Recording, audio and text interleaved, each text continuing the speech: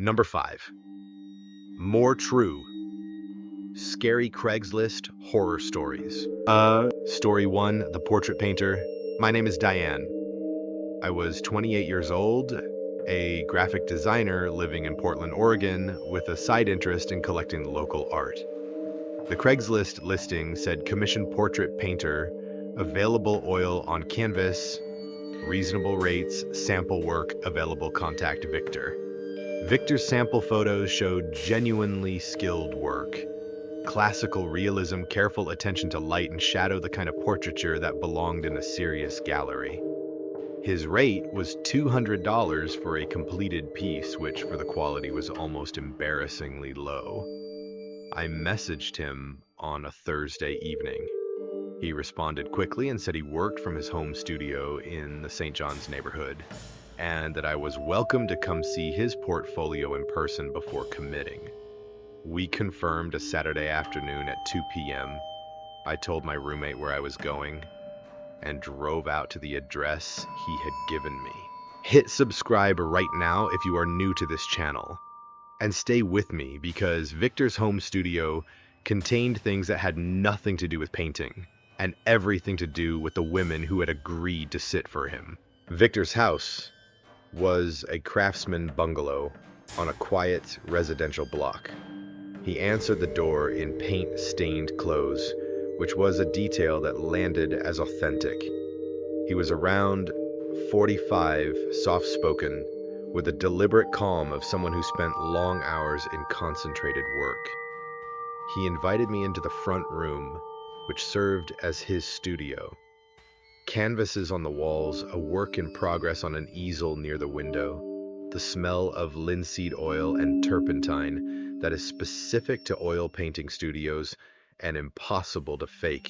The portfolio he showed me was extensive. 30 or 40 completed portraits in various sizes, all women, all done in the same careful, realistic style as the samples he had posted online. All painted from life, he explained, because he did not work from photographs. He said painting from photographs produced flat work, and that the best portraits required the subject to be present for multiple sessions. I said I was interested and asked about the process. He said the first session was about 2 hours, just getting comfortable, letting him sketch the composition, and that subsequent sessions ran about 90 minutes each. He said most portraits required 3 to 4 sessions. He said the sessions happened in the studio and that he worked best in the early evening light between 4 and 7 p.m. I asked if his clients were typically alone during sessions or if they brought someone. He smiled and said most came alone because conversation with a third party was distracting to the work, but that I was welcome to bring someone for the first session if it made me more comfortable. The fact that he offered it before I asked for it registered somewhere in me and did not surface clearly until I was back in my car afterward. I drove home and described the visit to my roommate. She asked how many women were in the portfolio. I said all of them. She asked if any of the paintings showed the studio in the background. I thought about it. Yes, several did. She asked if the studio in the background of those paintings matched the studio I had been in. I said I was not sure. She said she wanted to come with me if I went back. We went back together on Tuesday for what I said was the second look at the portfolio before committing. Victor was visibly less warm when 2 people arrived instead of 1. Not rude, just recalibrated. He showed us the portfolio again, and my roommate asked if we could look more closely at some of the paintings with studio backgrounds. 3 of the paintings showed a studio background that did not match the room we were in. Different wall color, different window position, a door in a location that did not correspond to Victor's current studio layout. The studio in those paintings was a different room entirely. My roommate asked Victor about it casually, and he said he had worked from a different space before moving to this house. She asked how long ago he had moved. He paused and said about 2 years. She asked if he had brought his portrait subjects to both locations. He said yes, of course. The pause before the 2 years answer was 3 seconds longer than a straightforward factual question required. We left, and I called Portland Police non-emergency from the car. The investigation that followed identified that Victor had maintained a studio space prior to his current address that was not a rented commercial studio, but a private residential property in another part of the city. The property had been associated with a complaint from a woman who had been a portrait subject approximately 3 years before my visit. The complaint had been filed and then withdrawn at the complainant's request before any formal action was taken. Victor's Craigslist account had been active under the same listing format for 4 years. The low rate and the multiple required sessions were both elements of the approach. The rate lowered resistance. The session requirement built repeated access and familiarity over time. I never sat for the portrait. The $200 I'd planned to spend, I donated to a local women's advocacy organization because it felt like the only appropriate place for it. The painting on the easel the day I first visited was almost finished. The woman in it was looking slightly past the viewer in the way of subjects who have been told to hold a specific gaze for a long time. I have thought about that expression many times since. The particular quality of someone who has been asked to hold still and is holding still because they do not yet know they should not be. Story 2, The Fishing Buddy. My name is Owen.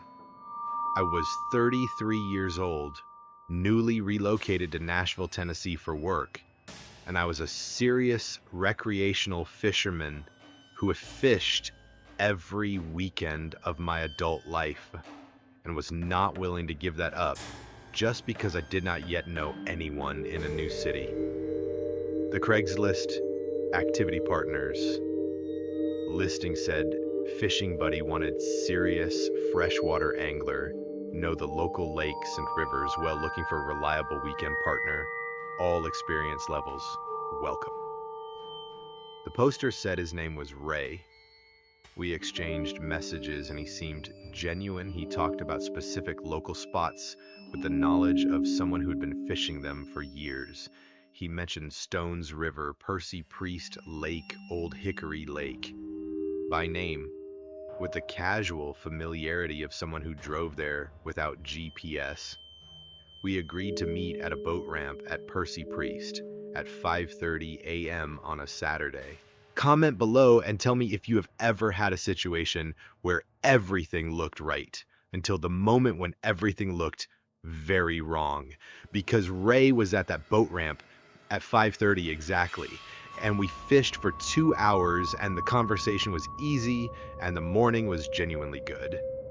And then at 7:15, he suggested we move to a spot he said was better for bass, and he knew a way to get there by water through a channel that cut behind an island out of sight of the main lake.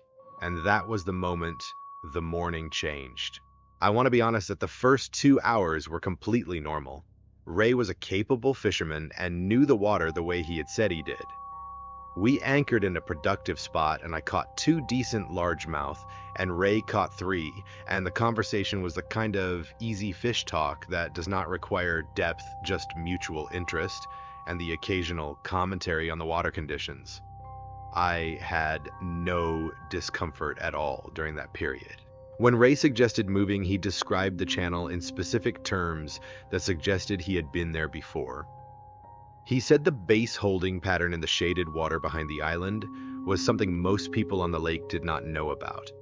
He said the channel was narrow and required knowing the bottom depth to navigate without grounding the boat. He said, "We would be back out on the open water in 40 minutes.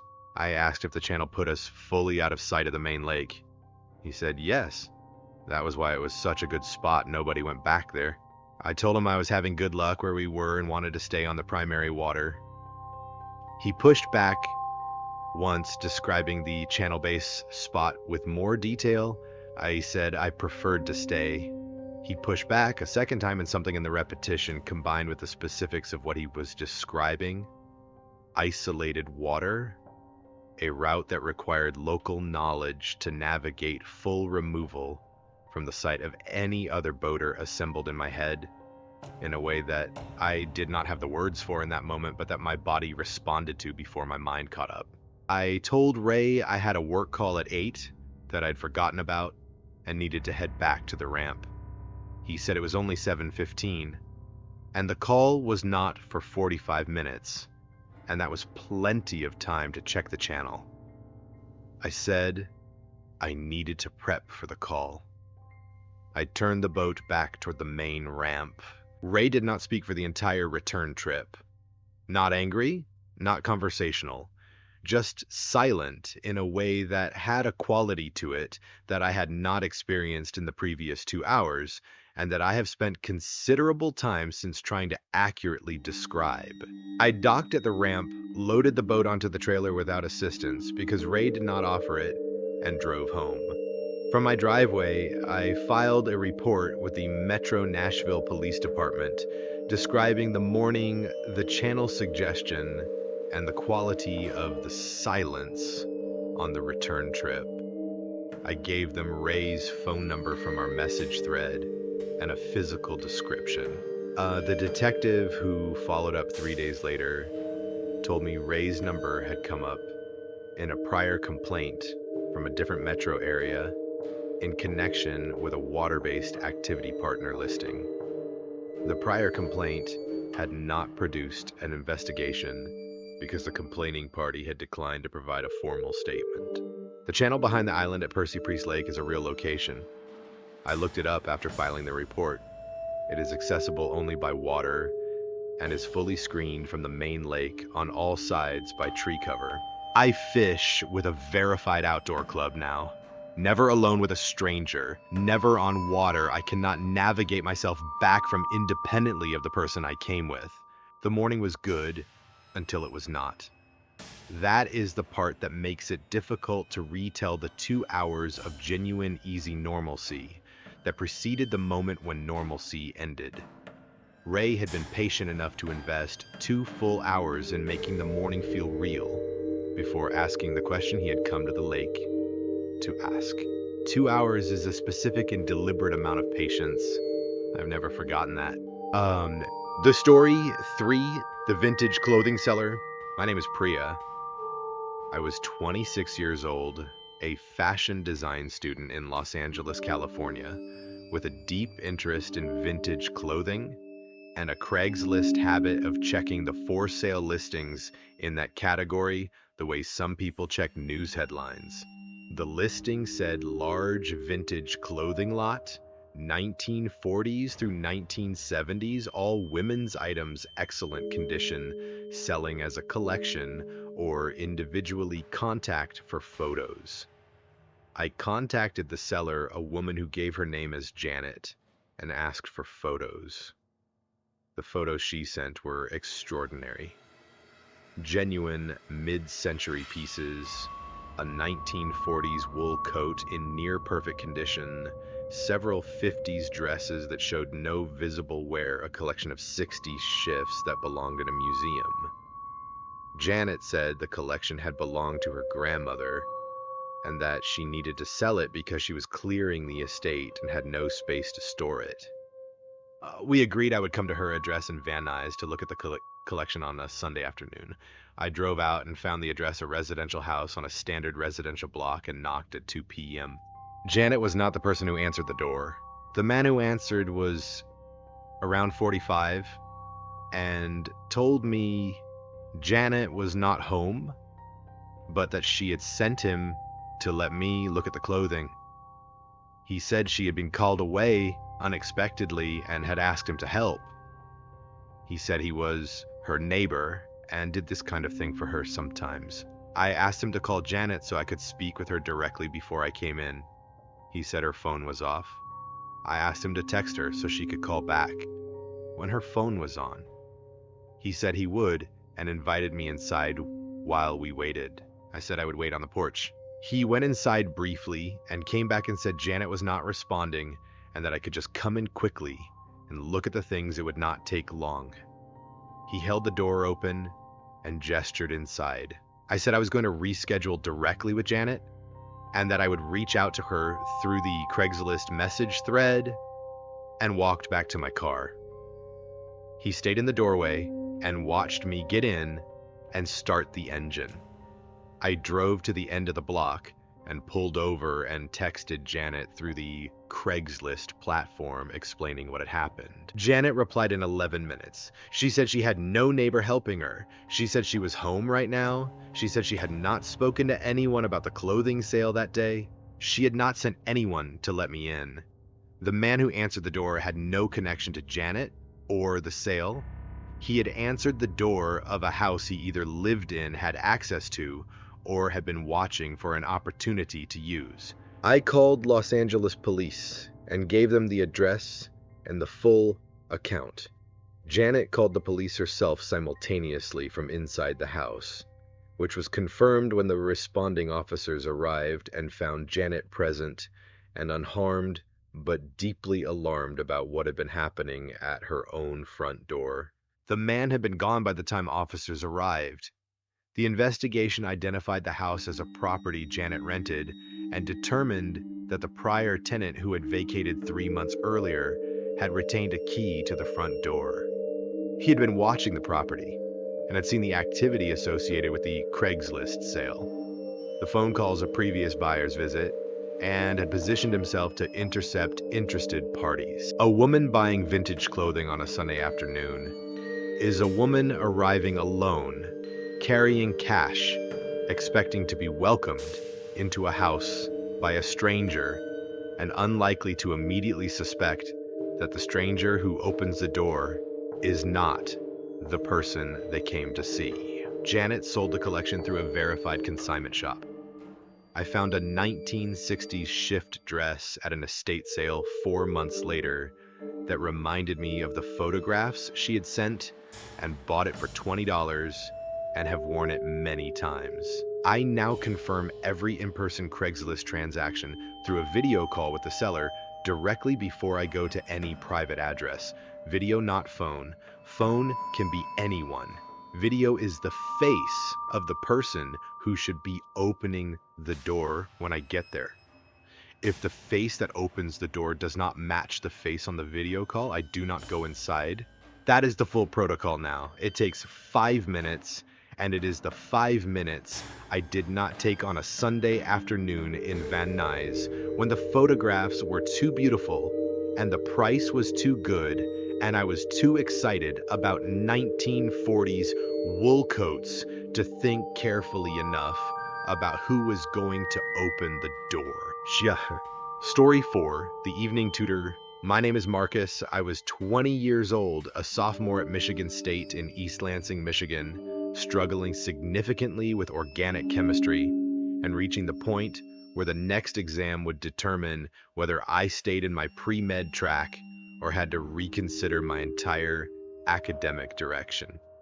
The Craigslist listing said, organic chemistry tutor, current PhD student, flexible evening hours, $40 per hour, first session, discounted to 20 references available.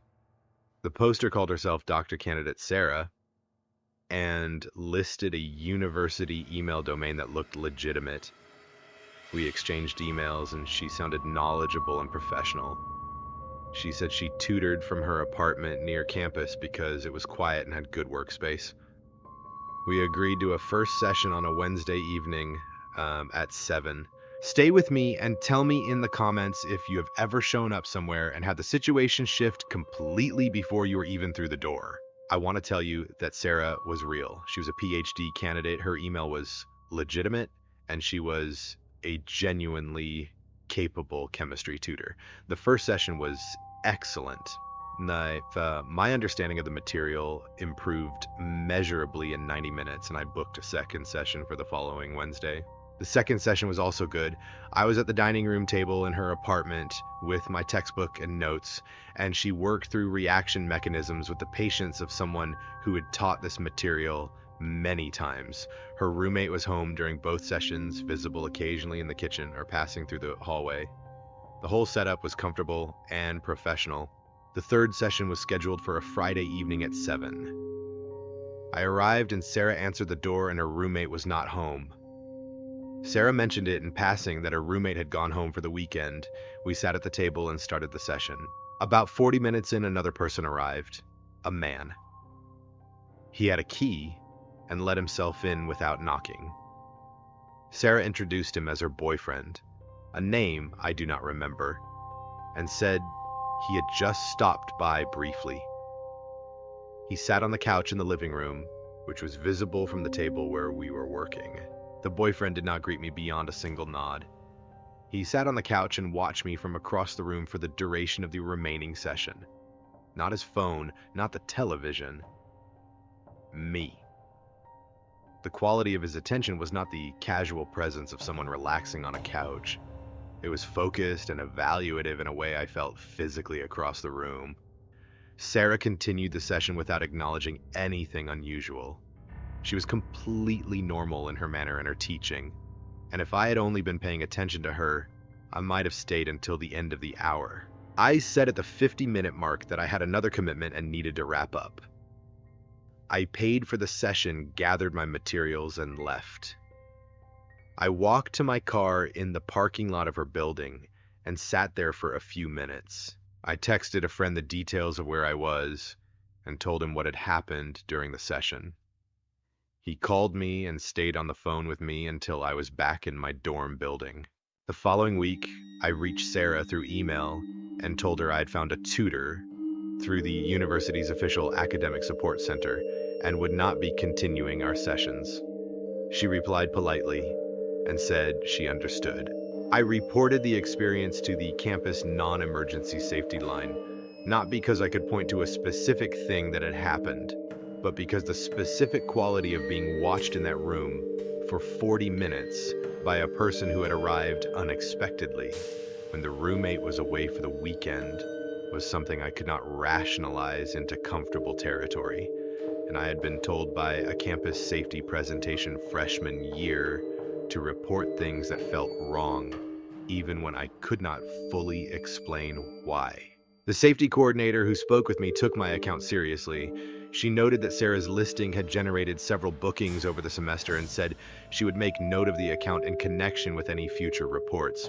I passed organic chemistry with a B+ using the university's official tutoring center.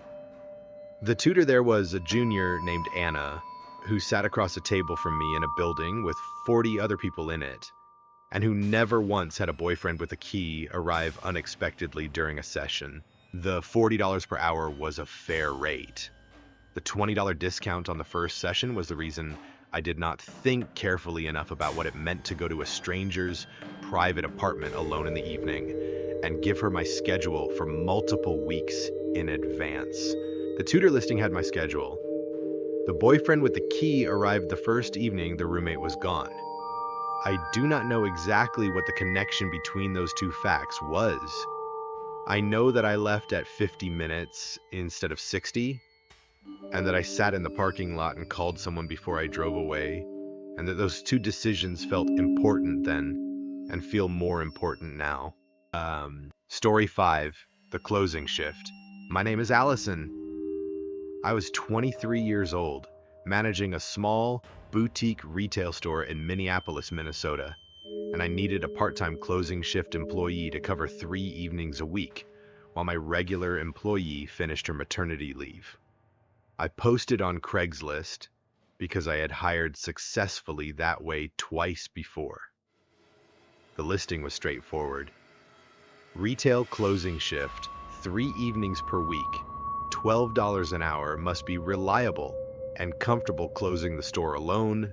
Small boutique contact Allison. I received 14 applications over 4 days and scheduled 4 interviews. The third interview was with a man named Steven, 29 years old, who had solid retail experience on his resume and interviewed well. He was polite, organized, and gave specific examples from his prior work that demonstrated he understood inventory and closing procedures. I hired him. Comment right now and tell me if you have ever hired someone and started noticing things about them that did not match the person who interviewed with you, because Steven was excellent for 3 weeks, and on the 4th week, I started finding things in the store that told me Stephen had a different understanding of the closing shift than I had described in the listing. The first thing I noticed was small and easily dismissed. A display fixture near the rear of the store had been moved about 3 feet from its usual position. I mentioned it to Stephen, and he said he had moved it to sweep behind it and had meant to move it back. He moved it back that day, and I thought nothing more of it. The second thing was less easily dismissed. I had a small security camera behind the register that had been installed 2 years earlier by the building management, and that recorded continuously to a cloud account I rarely checked because the neighborhood was safe and I had never had a theft incident. I checked it on a Wednesday afternoon out of habit and reviewed the previous Monday's closing footage. Stephen closed the store correctly. He ran the register report, tidied the displays, locked the front door from the inside at the correct time, turned off the floor lights. All of it exactly as I had trained him, but after completing the closing routine, he spent approximately 25 minutes in the back storeroom rather than leaving. He came out, walked the floor, once slowly stopping at several points to look at the rear windows and the fire exit, and then left through the front door. I watched that footage 3 times. 25 minutes in the storeroom after completing a closing that should have taken 15 minutes total. A slow walk of the floor, looking at the windows and the exit. I checked the following Wednesday's closing footage. Same pattern. Correct closing routine, 22 minutes in the storeroom, slow floor walk, then out. I called my building management company and asked if anyone had contacted them about the property or the retail unit recently. They said a man had called the previous week asking about the lease terms and the building's security setup. He had said he was a potential future tenant. He had given a name that was not Stevens, but the description matched. I called Minneapolis Police non-emergency on Thursday morning before the store opened. I sent the officer I spoke with the cloud footage links for both Mondays. He watched them and called me back and asked to meet in person. At the meeting, he asked several specific questions: whether I kept cash in the store overnight, whether the storeroom had a secondary exit, whether the rear windows were visible from the street or the alley, whether I had given Stephen a key or whether he used a code. He had a code. The code gave him access to the front door only. The rear fire exit required a physical key that only I held.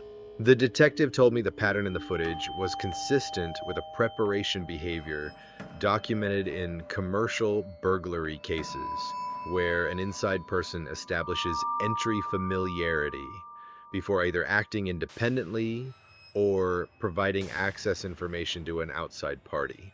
The building management inquiry using a false name fit the same pattern. I changed the entry code that Thursday. I told Stephen his position was being eliminated due to a change in business needs and provided 2 weeks of pay. The detective advised against confrontation. The boutique was not burglarized. Whether the code change interrupted a plan in progress or whether I had misread the situation, I will never know with certainty. What I know is that a man spent 25 minutes in my storeroom after closing on 2 consecutive Mondays and made a call to my building management asking about security while giving a false name, and that the combination of those 2 things produced a call to the police department and a changed entry code and 2 weeks of severance for someone I had hired from Craigslist 3 weeks earlier. I hired the next closing shift employee through a staffing agency with background checks and reference verification and identity confirmation. The agency fee was $300. I've considered that $300 among the best money the store ever spent. The rear windows of the boutique face an alley that connects to a parking structure. I know this because I looked at it the way Stephen had looked at it on those 2 Monday evenings after everyone else was gone. I looked at it and understood what he had been calculating. The calculation did not get finished. That is the only part I am certain about and the only part that matters.